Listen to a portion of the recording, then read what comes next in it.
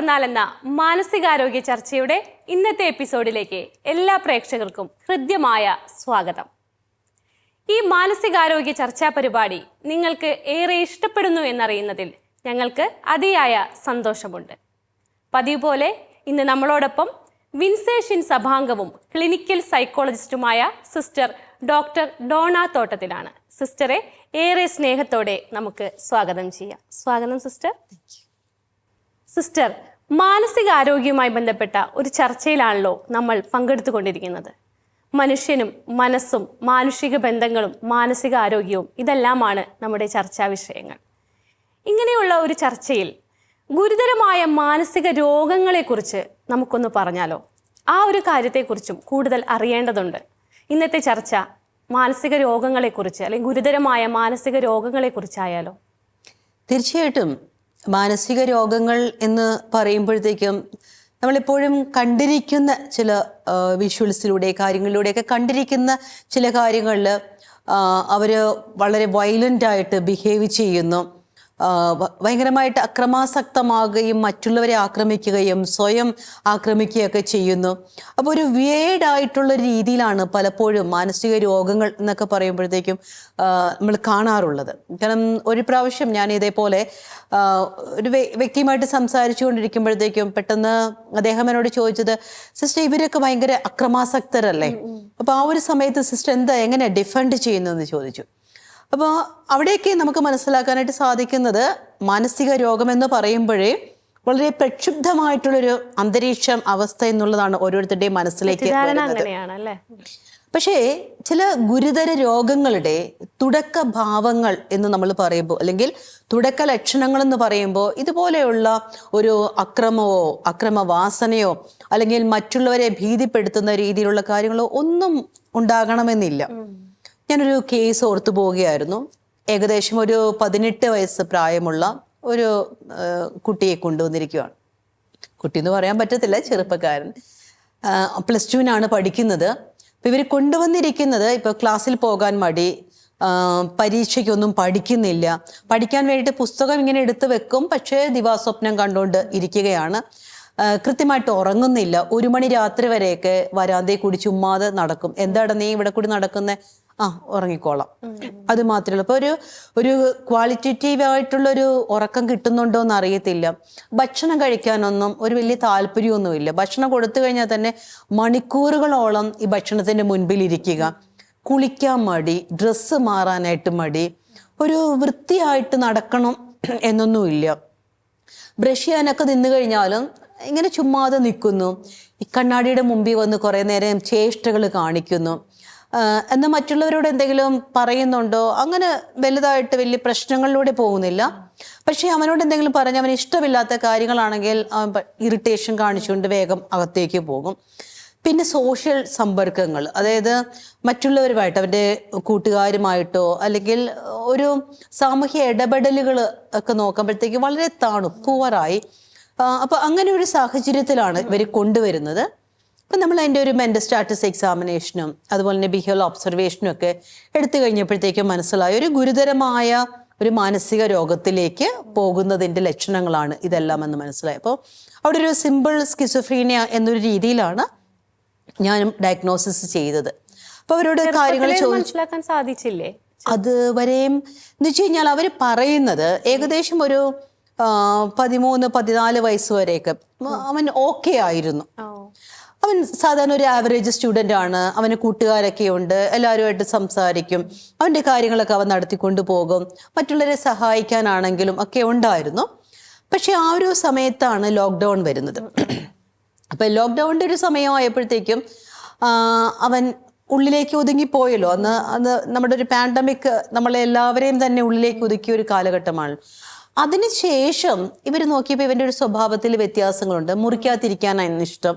ഇവൻ മുറിക്കാതിരുന്നാൽ തന്നെ ജനലൊക്കെ അടച്ചിടും, വാതിലൊക്കെ അടച്ചിടും. അപ്പോൾ വെട്ടം എനിക്ക് താല്പര്യമില്ല എന്ന് പറയുക.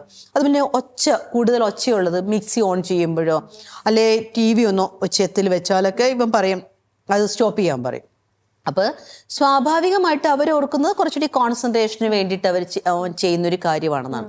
അപ്പോൾ പതുക്കെയുള്ള ഒരു പിൻവലിയലായിരുന്നു ഉണ്ടായിരുന്നത്. പിന്നീട് അവർക്ക് മനസ്സിലായത് അവനൊരു ഊഷ്മളമായ ഒരു സ്നേഹമൊന്നുമില്ല. ആദ്യമൊക്കെ ഈ അമ്മയോടും അച്ഛനോടൊക്കെ അവന് നല്ലൊരു സ്നേഹം ഉണ്ടായിരുന്നു. അവൻ്റെ അനിയത്തിയും അനിയനെയൊക്കെ നന്നായിട്ട് നോക്കുമായിരുന്നു. പക്ഷേ ഇപ്പൊ അവരുടെ കൂടത്തിൽ കളിക്കണമെന്നോ അവർക്ക് എന്തെങ്കിലും പറ്റിയാൽ എന്തെങ്കിലും ഒന്നും ഒരു പ്രശ്നമേ ഇല്ല. ഈവൻ അവൻ്റെ ഒരു അമ്മയ്ക്ക് സർജറി ഓപ്പറേഷൻ്റെ ഒരു കാര്യങ്ങൾ വന്നപ്പോഴും ബാക്കി എല്ലാവർക്കും ഒരു പേടിയാണ്. അയ്യോ ഇന്ന് അമ്മയെ കൊണ്ടുപോകും, അല്ലെ ഇന്ന് അമ്മയ്ക്ക് സർജറി ആണെന്ന്. അങ്ങനെ അതൊന്നും യാതൊരു കൂസലേ ഇല്ല. അപ്പൊ അങ്ങനെയുള്ള ചെറിയ മാറ്റങ്ങളെ ഇവർ ശ്രദ്ധിച്ചിട്ടുള്ളൂ. പിന്നീട് അവർ പറഞ്ഞത് 10th SSLC കഴിഞ്ഞപ്പോഴത്തേക്കും പിന്നെ സാരമായൊരു മാറ്റം ഉള്ളതുപോലെ ഇവർക്ക് തോന്നി. അതായത് ഒരു സോഷ്യൽ ഗ്യാതറിങ്ങിലും പോവില്ല. 2 പേര് കൂടുന്നിടത്ത് വിളിച്ച് ഞാൻ പറയും ഞാൻ വരത്തില്ല. പിന്നെ വന്നു കഴിഞ്ഞാൽ തന്നെ അവൻ്റെ മുഖം കണ്ടാൽ അറിയാം പേടിച്ചു നിൽക്കുന്നത് പോലെ. അപ്പോൾ ഒരു സാഹചര്യങ്ങൾക്കനുസരിച്ച് അവൻ്റെ മുഖത്ത് പ്രസാദം വരുന്നില്ല, ഒരു ഇടപെടലുകൾ വരുന്നില്ല. അപ്പം അങ്ങനെ വന്നപ്പോഴത്തേക്ക് ഏതൊരു മോട്ടിവേഷൻ സ്പീക്കറിൻ്റെയോ അടുത്തെങ്ങോ കൊണ്ടുപോയി ഇവര്, പക്ഷെ വലിയ പ്രയോജനമൊന്നും ഉണ്ടായില്ല. അപ്പോൾ ഇത് ഈ ഒരു സിമ്പിൾ സ്കിസോഫ്രീനിയയുടെയൊക്കെ ഒരു ലക്ഷണം എന്ന് പറയുന്നത് ആദ്യകാലങ്ങളിൽ അങ്ങനെ നമുക്ക് വ്യത്യാസങ്ങൾ പെട്ടെന്ന് കാണാനായിട്ട് സാധിക്കില്ല. പതുക്കെ പതുക്കെ പിൻവലിഞ്ഞു പോകുന്നു എന്ന ഒരു ഇതിന് എന്തെങ്കിലും ഒരു കാരണം ഉണ്ടാവില്ല? ഇപ്പൊ ആ കുട്ടിക്കായാലും ഈ ഒരു മാറ്റം പെട്ടെന്ന് വന്നത് അത് എന്തെങ്കിലും ഒരു കാരണം കൊണ്ടായിരിക്കില്ലേ? നമ്മൾ സാധാരണ ഗുരുതരമായിട്ടുള്ള മാനസിക രോഗങ്ങള് നമ്മളൊരു ഡയഗ്നോസിസിലേക്ക് വരുമ്പോൾ നമ്മൾ ഇവരുടെ ഫാമിലി ഹിസ്റ്ററി എടുക്കാറുണ്ട്. ഫാമിലി ഹിസ്റ്ററിയിൽ ആർക്കെങ്കിലും ഗുരുതരമായിട്ടുള്ള മാനസിക രോഗങ്ങൾ ഉണ്ട് എങ്കിൽ ഇത് ഉണ്ടാകാനുള്ള ചാൻസസ് സാധ്യത കൂടുതലാണെന്ന് പറയും. പക്ഷെ ഇവിടെ ഒരു 3 തലമുറയെ നമ്മൾ നോക്കിയിട്ടും അവർക്കാർക്കും ഒരു മാനസിക രോഗമുള്ളതായിട്ട് നമുക്ക് തോന്നുന്നില്ല. എന്നുവെച്ചാൽ അത് റിപ്പോർട്ട് ചെയ്യപ്പെട്ടിട്ടില്ല. അപ്പോൾ സാധാരണ ഇതിന്റെ കാരണങ്ങൾ നമ്മൾ പറയുന്നത് ജനിതക പാരമ്പര്യമാണ് ആദ്യം തന്നെ നമ്മൾ പറയുന്നത്. പിന്നീട് സാഹചര്യങ്ങളുടെ സമ്മർദ്ദമാണ്. പിന്നെ അതുപോലെ തന്നെ ടോക്സിക് ആയിട്ടുള്ള എന്തെങ്കിലും കാര്യങ്ങൾ സംഭവിച്ചു കഴിഞ്ഞാൽ ചില കേസ് സ്റ്റഡീസ് ഞാൻ കേട്ടിട്ടുണ്ട്. അതായത് ചില രോഗങ്ങൾ വന്നതിന് ശേഷം, അതായത് ബ്രെയിനിനെ അഫക്റ്റ് ചെയ്യുന്ന രീതിയിലുള്ള ഏതെങ്കിലുമൊക്കെ ഒരു രോഗങ്ങൾ വന്നതിന് ശേഷം ഇതുപോലെ ഒരു അപ്പതിയിലേക്ക്, അതായത് ഒന്നിനോടും ഒരു സന്തോഷമില്ല, ഒന്നിനോടും ഒരു ആഭിമുഖ്യമില്ല, അങ്ങനെ പതുക്കെ പതുക്കെ ഇതൊരു ഗുരുതര രോഗത്തിലേക്ക്, പ്രത്യേകിച്ച് സ്കിസോഫ്രീനിയ പോലെയുള്ള രോഗങ്ങളിലേക്ക് വന്ന് ഭവിക്കുന്നതായിട്ട് കണ്ടിട്ടുണ്ട്. ഇങ്ങനെയുള്ള മാനസിക വൈകല്യങ്ങളെ, ഗുരുതരമായിട്ടുള്ള മാനസിക രോഗങ്ങളുള്ളവരെ മറ്റുള്ളവരെ അകറ്റി നിർത്തുന്ന ഒരു പേടി തോന്നിക്കുന്ന രീതിയുണ്ട്. അതിനോട് എങ്ങനെയാണ്? തീർച്ചയായിട്ടും ഇപ്പം നമ്മൾ പണ്ടുള്ള കാലഘട്ടങ്ങളുമായിട്ട് താരതമ്യം ചെയ്യുമ്പോൾ ആദ്യമുണ്ടായിരുന്ന നമ്മുടെ ഇതിനു മുൻപ് ഒരു പ്രീവിയസ് കാലഘട്ടങ്ങളിൽ ഉണ്ടായിരുന്ന രീതിയിലുള്ളൊരു സ്റ്റിഗ്മയോ അല്ലെങ്കിൽ അതുപോലൊരു പേടിയോ ഉള്ളതായിട്ട് എനിക്ക് തോന്നുന്നില്ല. കുറഞ്ഞിട്ടുണ്ട്, ഇല്ല എന്ന് പൂർണ്ണമായിട്ടും പറയാൻ പറ്റില്ല, എങ്കിൽ പോലും കുറഞ്ഞിട്ടുണ്ട്. കാരണം ഒത്തിരിയേറെ ഇതിനെ സംബന്ധിച്ചുള്ള ക്ലാസ്സുകൾ, അവയർനെസ് പ്രോഗ്രാം കൂടുന്നുണ്ട്. പിന്നെ ഇതിനുള്ള ചികിത്സാ വിധികളുണ്ട് എന്നുള്ളത് മനസ്സിലായി. പിന്നെ നമ്മൾ ആദ്യകാലങ്ങളിൽ കാണുന്നത് പോലെ ഒരു മാനസിക ആരോഗ്യ ഹോസ്പിറ്റലൊക്കെ, ഒരു സൈക്യാട്രി സെറ്റപ്പ് എന്നൊക്കെ പറയുന്നത് അത്ര പേടിപ്പെടുത്തുന്ന ഒരു രീതിയല്ല. പിന്നെ അതുപോലെ തന്നെ മനുഷ്യാവകാശ കമ്മീഷൻ പോലെയുള്ളവർ ഇതിനെ പ്രൊട്ടക്റ്റ് ചെയ്യുന്ന, പ്രത്യേകിച്ച് മാനസികമായിട്ടുള്ള രോഗികളെ പ്രൊട്ടക്റ്റ് ചെയ്യുന്ന പല നിയമങ്ങളും ഒക്കെ വന്നപ്പോഴത്തേക്കും ഇവർക്ക് വേണ്ടത് ചികിത്സയാണ്, ഭയക്കേണ്ട ഒരു ആവശ്യമില്ല എന്നും അകറ്റി നിർത്തണ്ട എന്നുള്ള ഒരു പൊതുജനങ്ങൾക്കൊരു അവബോധം കൊടുത്തു കഴിഞ്ഞു. അപ്പോൾ ഈ ഒരു അവബോധം ഒത്തിരിയേറെ ഇതിനെ അക്സെപ്റ്റ് ചെയ്യാനും ഇത് ചികിത്സിക്കേണ്ട ഒരു കാര്യമാണെന്നും ശരീരത്തിന് വരുന്ന പോലെ തന്നെ മനസ്സിന് വരുന്ന ഒരു രോഗമാണ്, ആ രോഗം ചികിത്സിക്കുകയും അല്ലെങ്കിൽ മാനസിക ആരോഗ്യത്തിന് അല്ലെങ്കിൽ അതിന് ചികിത്സ തേടുക എന്നുള്ളത് ഒരു മോശമായിട്ടുള്ള കാര്യമാണ്, മറ്റുള്ളവരെ അവഗണിച്ച് നിർത്തുന്ന ഒരു വിഭാഗമായിട്ട് മാറുന്നുണ്ടായിരുന്നു പണ്ട്. ഇപ്പോഴും തീർത്തുമില്ല എന്ന് നമുക്ക് പറയാനായിട്ട് സാധിക്കില്ല. ഇപ്പോൾ നമ്മുടെ ഈ പറഞ്ഞ ഈ ഒരു കേസിലാണെങ്കിലും ഞാൻ അവരോട് ചോദിച്ചു, ഇതിനു മുൻപ് ആരെങ്കിലും നിങ്ങളോട് പറഞ്ഞിട്ടുണ്ടോ എന്ന് ചോദിച്ചപ്പോൾ അവർ പറഞ്ഞു, സിസ്റ്റർ ഇവന് ഭക്ഷണം കഴിക്കുന്നില്ല, കൃത്യമായിട്ട് ഉറങ്ങുന്നില്ല, കൃത്യമായ ഒരു പേഴ്സണൽ ഹൈജീൻ ഇല്ല. ഇങ്ങനെ ഒരു സാഹചര്യത്തിൽ ഞങ്ങൾ ഡോക്ടറെ കാണിച്ചപ്പോൾ ഡോക്ടർ പറഞ്ഞു നിങ്ങൾ നല്ലതൊരു സൈക്കോളജിസ്റ്റിനെ കാണിക്കുവാന്ന്. അപ്പൊ സൈക്കോളജി എന്നൊരു സോക്കോൾഡ് വാക്ക് കേട്ടപ്പോൾ തന്നെ ഞങ്ങൾ പിന്നെ ആ ഡോക്ടറിന്റെ അടുത്തേക്ക് പോയില്ല. അപ്പൊ ആ ഒരു രീതിയിലുള്ള സ്റ്റിഗ്മ ഇപ്പോഴും നിലനിൽക്കുന്നുണ്ട്. എങ്കിലും നമ്മള് മുൻപുള്ള കാലഘട്ടങ്ങളെ തട്ടിച്ചു നോക്കുമ്പോൾ കുറച്ചുകൂടി മാനസിക ആരോഗ്യ കേന്ദ്രങ്ങൾ കൂടിയിട്ടുണ്ട്. ഇപ്പൊ ജനറൽ ഹോസ്പിറ്റൽ സെറ്റിങ്സിലാണെങ്കിലും ഒരു സൈക്യാട്രി ഡിപ്പാർട്ട്മെന്റ് ഉണ്ട്, സൈക്യാട്രിസ്റ്റ് അവൈലബിൾ ആണ്, അതുപോലെ തന്നെ സൈക്യാട്രി മരുന്നുകൾ ലഭ്യമാണ്. അപ്പൊ ഇതെല്ലാം എനിക്ക് തോന്നുന്നത് മാനസിക രോഗ ചികിത്സയെ ഏറെ സ്വാധീനിച്ചിട്ടുള്ളതും ഇതിനൊരു ഹോപ്പ് നൽകും, പ്രതീക്ഷ നൽകുന്നതുമായിട്ടുള്ള ഒരു കാര്യമാണ്. പിന്നെ അതുപോലെ തന്നെ ഈ മാനസിക ആരോഗ്യ തലത്തിൽ ജോലി ചെയ്യുന്നവരെയും ഇതുപോലെ മാറ്റി നിർത്തിയിരിക്കുന്ന ഒരു സംവിധാനം ഉണ്ടായിരുന്നു അല്ലെ. നമ്മൾ ചില മൂവിയിലൊക്കെ കണ്ടിട്ടുണ്ട്, സൈക്യാട്രിസ്റ്റ് വരുമ്പോഴത്തേക്കും അല്ലെങ്കിൽ ഒരു ക്ലിനിക്കൽ സൈക്കോളജിസ്റ്റ് അല്ലെങ്കിൽ ഒരു സൈക്കോളജിസ്റ്റ് വരുമ്പോഴത്തേക്കും ഒക്കെ ഉള്ള ഒരു സ്റ്റിഗ്മറ്റൈസ്ഡ് ആയിട്ടുള്ള ഒരു രൂപമൊക്കെ കാണിക്കുമായിരുന്നു. പക്ഷെ ഇപ്പോൾ അതെല്ലാം മാറി. മാനസികമായിട്ടുള്ള ആരോഗ്യം നമ്മുടെ സന്തുലിതമായിട്ടുള്ളൊരു അവസ്ഥയെ ബാധിക്കുന്നുണ്ടെന്ന് മനസ്സിലായി. അതുപോലെ തന്നെ അയാളെ മാത്രമല്ല, അതൊരു കുടുംബത്തെ അല്ലെങ്കിൽ ഒരു സംസ്കാരത്തെ ബാധിക്കുന്ന ഒരു കാര്യമാണെന്നൊക്കെ മനസ്സിലാക്കി. ശാരീരികമായിട്ടുള്ള അവസ്ഥകളെക്കാളും അല്ലെങ്കിൽ വൈകല്യങ്ങളെക്കാളും ഭീകരമാണ് അല്ലെ. അത് അയാളെ മാത്രമല്ല, കുടുംബത്തിലെ എല്ലാവരെയും ബാധിക്കുന്ന ഒരു അവസ്ഥയാണ്. നമ്മൾ പ്രത്യേകിച്ച് ഓർക്കേണ്ട ഒരു കാര്യം, ശാരീരികമായിട്ട് ഒരു രോഗമുള്ള ഒരു അവസ്ഥയിൽ അയാൾക്ക് തന്നെ പറയാൻ പറ്റും. ഇപ്പൊ എനിക്കൊരു തലവേദനയുണ്ട് എങ്കിൽ എനിക്കറിയാം എനിക്ക് തലവേദനിക്കുന്നുണ്ട്. അപ്പൊ എനിക്ക് എന്താണോ ഒരു അസ്വസ്ഥത അനുഭവപ്പെടുന്നത് അത് പറയാൻ സാധിക്കും. അത് വേറൊരാൾക്ക് കാണുമ്പോൾ അത് മനസ്സിലാക്കി എടുക്കാനായിട്ട് സാധിക്കും. അപ്പൊ അതൊരു പ്രൊഫഷണൽ രീതിയിൽ ചെല്ലുമ്പോൾ അല്ലെങ്കിൽ ചികിത്സയ്ക്ക് വേണ്ടിയിട്ട് അയാൾക്ക് തന്നെ സഹായം തേടാനായിട്ട് സാധിക്കും. നേരെ മറിച്ച് മാനസിക രോഗങ്ങളാണെങ്കിൽ നമ്മൾ പറയുന്നത്, പ്രത്യേകിച്ച് ഗുരുതരമായിട്ടുള്ള മാനസിക രോഗങ്ങൾ, സ്കിസോഫ്രീനിയ പോലെയുള്ള കാര്യങ്ങളിലൊക്കെ അയാൾക്ക് തന്നെ മനസ്സിലാകുന്നില്ല, അയാൾക്ക് മാനസികമായിട്ടൊരു അസ്വസ്ഥതയിലൂടെ കടന്നു പോവുകയാണെന്ന് മനസ്സിലാകുന്നില്ല. അപ്പൊ അതാണ് ഇത് തമ്മിലുള്ള ഒരു വ്യത്യാസം. അതായത് ആ രോഗിക്ക് മനസ്സിലാകുന്നില്ല ആ രോഗമുണ്ടെന്നുള്ള. പ്രത്യേകിച്ച് ബൈപോളാർ ഡിസോർഡർ പോലെയുള്ള രോഗങ്ങളൊക്കെ വരുമ്പോൾ മാനിക് എപ്പിസോഡിലൊക്കെ, അതായത് ഉന്മാദ തലത്തിലൊക്കെ അവരെന്താ കാണിച്ചു കൂട്ടുന്നതെന്ന് അവർക്കറിയില്ല. അവരുടെ മനസ്സിൽ, അവരുടെ ബ്രെയിനിൽ ഫോം ചെയ്യുന്ന കുറെ കാര്യങ്ങൾ അതിനനുസരിച്ച് അവർ പ്രവർത്തിച്ചു പോവുകയാണ്. ഇതാ ഗുഡ്നസ് ടി വി അഭിമാനത്തോടെ പ്രേക്ഷകർക്ക് മുമ്പിൽ സമർപ്പിക്കുന്നു Goodness T V in OTT platform. ഇനി മുതൽ OTT പ്ലാറ്റ്ഫോമായ ആപ്പിൾ ടിവിയിൽ ഗുഡ്നസ് ടെലിവിഷൻ ലഭ്യമാകുന്നു.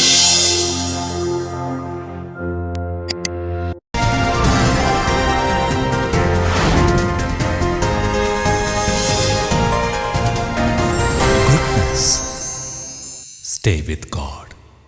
ഞാൻ ഒരിക്കലൊരു സ്കിസോഫ്രീനിക് ആയിട്ട് തന്നെയുള്ള ഒരു രോഗി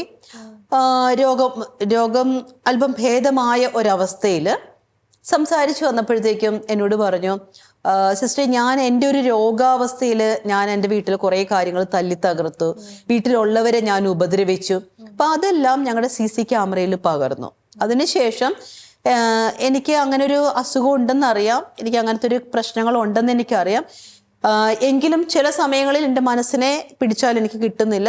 പക്ഷെ അതിനുശേഷം ഞാൻ ഈ വിഷ്വൽസ് ഒക്കെ കണ്ടു കഴിഞ്ഞപ്പോഴത്തേക്കും ഞാൻ ആ ഒരു സമയത്ത് എന്താ ഞാൻ വിചാരിച്ചെന്ന് എനിക്ക് മനസ്സിലാക്കാൻ പറ്റുന്നില്ല എന്നുള്ളതാണ്. പിന്നെ ചിലപ്പോൾ ഇവരെ സംബന്ധിച്ചിടത്തോളം ഇവർക്കൊരു പേടി, അതായത് മറ്റുള്ളവരാരോ പെർസിക്യൂട്ടറി ഡെലൂഷൻ പോലെയുള്ള, അതായത് വേറൊരാൾ എന്നെ ഉപദ്രവിക്കാൻ വരുന്നു. എൻ്റെ വീട്ടുകാർ എനിക്ക് മരുന്ന് തരാനായിട്ട് പോകുമ്പോൾ എൻ്റെ ചിന്ത അവരെന്തോ വിഷം എന്നെ കുടിപ്പിക്കാൻ പോവുകയാണ്.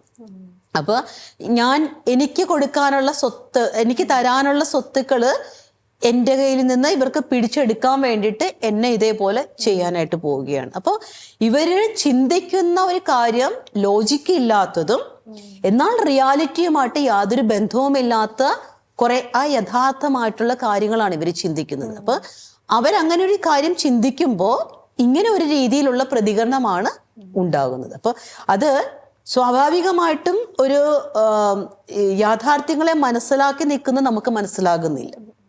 അതാണ് ഇതിന്റെ ഒരു വ്യത്യാസം എന്ന് പറയുന്നത്. പിന്നൊരു കാര്യം എനിക്ക് തോന്നിയിട്ടുള്ള സിസ്റ്ററെ, വളരെ ഗുരുതരമായിട്ടുള്ള ഒരു മാനസികാവസ്ഥയിലൂടെ കടന്നുപോയൊരു വ്യക്തി അത് ചികിത്സിച്ച് ഭേദമാക്കി എങ്കിലും അതിനുശേഷം അവർക്കൊരു അവഗണന, എപ്പോഴും അവരൊരു പേടിയോടുകൂടി നോക്കുന്ന ഒരു അവസ്ഥ വീട്ടിലായാലും കൂട്ടുകാരായാലും ഒക്കെ കണ്ടിട്ടുണ്ട്. പിന്നെ അവർക്ക് ആ പണ്ടത്തെ പോലെ ജീവിക്കാൻ പറ്റാത്തൊരവസ്ഥയിലൂടെ കടന്നു പോകുന്നത് തോന്നിയിട്ടുണ്ട്. അത് അതിനെന്ത് ചെയ്യാൻ സാധിക്കും? ഇപ്പൊ തീർച്ചയായിട്ടും അങ്ങനെയുള്ള ഒത്തിരി കേസസ് നമുക്ക് കാണാനായിട്ട് സാധിക്കും. കാരണം നമ്മൾ പ്രത്യേകിച്ച് റീഹാബിലിറ്റേഷൻ സെന്ററുകളിലൊക്കെ ഒരു പ്രാവശ്യം വന്നു പോയാൽ പിന്നെ അവര് അത് തന്നെയായി മാനസികമായിട്ടുള്ള, അത് എപ്പോഴും നമ്മൾ ശ്രദ്ധിക്കേണ്ട കാര്യം. ചിലപ്പോൾ ഈ അക്യൂട്ട് സൈക്കോസിസ് പോലെയുള്ള കാര്യങ്ങളുണ്ട്. അത് പൊടുന്നനെ അവര് അല്ലാതെയാകുന്നു, ആ യാഥാർത്ഥ്യത്തിലേക്ക് വരുന്നു. ആ ഒരു സമയത്ത് അവരുടെ കെമിക്കൽ ഇംബാലൻസസ് ഒക്കെ ഉണ്ടാകുന്നു. അപ്പോൾ ഒരു പ്രാവശ്യമായിരിക്കാം അത് ഉണ്ടായിരിക്കുന്നത്. ടീച്ചർ പറഞ്ഞ പോലെ തന്നെ അത് പിന്നീട് സ്റ്റിഗ്മ ചെയ്യപ്പെട്ടു പോവുകയാണ്. ഇവിടെ നമുക്ക് വേണ്ടത് നമ്മുടെ സൊസൈറ്റിയിൽ, നമ്മുടെ ഒരു സമൂഹത്തിലെ സാംസ്കാരികതയിലേക്ക് ഇങ്ങനെയുള്ള രോഗങ്ങൾ ഉള്ളവരെയും നമുക്ക് അവരുടെ കൃത്യമായൊരു രോഗചികിത്സയിലൂടെ ഭേദമാക്കി സമൂഹത്തിന്റെ മുൻനിരയിലേക്ക് കൊണ്ടുവരാനായിട്ട് സാധിക്കും. അവർക്കും ജോലി ചെയ്യാനായിട്ട് സാധിക്കും. അവർക്കും ഈ ലോകത്തിൽ ജീവിക്കാൻ അവകാശമുണ്ട് എന്നൊരു രീതിയിലേക്ക് വരണം. ഇപ്പം ചില കേസുകളൊക്കെ ഞാൻ കണ്ടിട്ടുള്ള കേസുകളും ഉണ്ട്. അതായത് ഒത്തിരിയേറെ നെഗ്ലിജൻസ്, അവഗണനകളിലൂടെ കടന്നു പോകുന്നു, അല്ലെങ്കിൽ സ്ട്രെസ്സിലൂടെ കടന്നു പോകുന്നു, അല്ലെങ്കിൽ ഒത്തിരി ട്രോമയിലൂടെയൊക്കെ കടന്നു പോയതിനു ശേഷം അവരുടെ മാനസിക നില തെറ്റുന്നു. അപ്പോൾ ഒരു മാനസിക നില തെറ്റിയതിനു ശേഷം എല്ലാവർക്കും അവരെ മാനസിക രോഗികളെന്ന് പറയാൻ എളുപ്പമാണ്.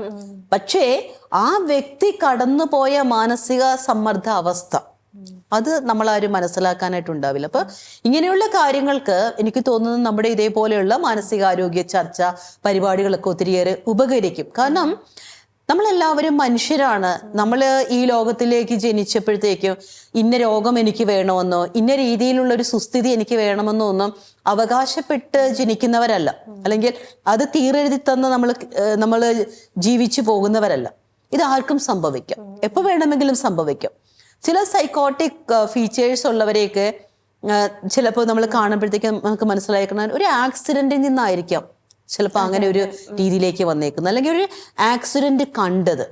ഇപ്പോൾ ഇതുപോലെ ഞാൻ ഓർക്കുകയാണ്, ഒരാളുടെ ഒരു ആത്മഹത്യ, അയാൾ ഹാങ് ചെയ്ത് കിടക്കുന്നത് ആദ്യമായിട്ട് കണ്ടത് അവരാണ്. അപ്പം അത് പെട്ടെന്ന് തന്നെ അവരെ സംബന്ധിച്ചിടത്തൊരു ഷോക്കിംഗ് ആയിപ്പോയി. ആ ഒരു ഷോക്കിൽ നിന്ന് വേണ്ട രീതിയിൽ അവരെ പുറത്തു കൊണ്ടുവരാനുള്ള ചികിത്സാ സംവിധാനങ്ങളോ കാര്യങ്ങളോ കൊടുക്കാത്തതിന്റെ പേരിൽ പിന്നീട് മാനസികമായിട്ടുള്ള അസ്വസ്ഥതകൾ പ്രകടിപ്പിക്കാനായിട്ട് തുടങ്ങി. അത് ഒരു മാനസിക രോഗം എന്ന രീതിയിൽ മുദ്രകുത്തപ്പെട്ടു, സമൂഹത്തിൽ നിന്ന് അകറ്റി നിർത്തി, വീട്ടിൽ നിന്ന് അകറ്റി നിർത്തി.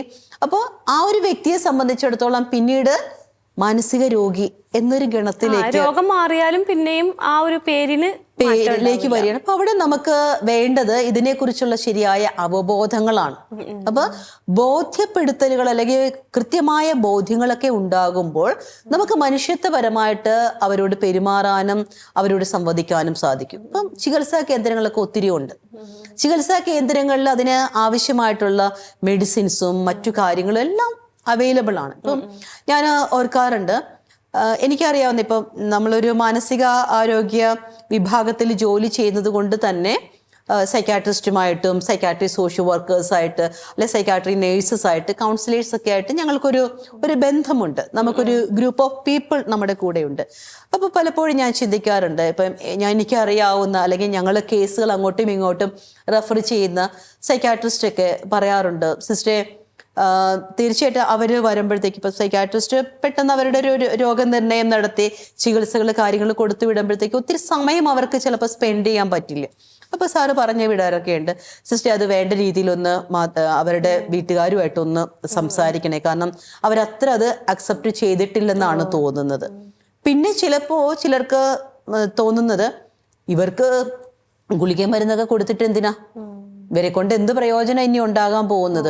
അതായത് ഒരിക്കലൊരു മാനസിക രോഗത്തിലേക്ക് വന്നു കഴിഞ്ഞാൽ പിന്നീട് രക്ഷയില്ല. അപ്പൊ അങ്ങനെ ചിന്തിക്കുന്നവരും ഉണ്ട്.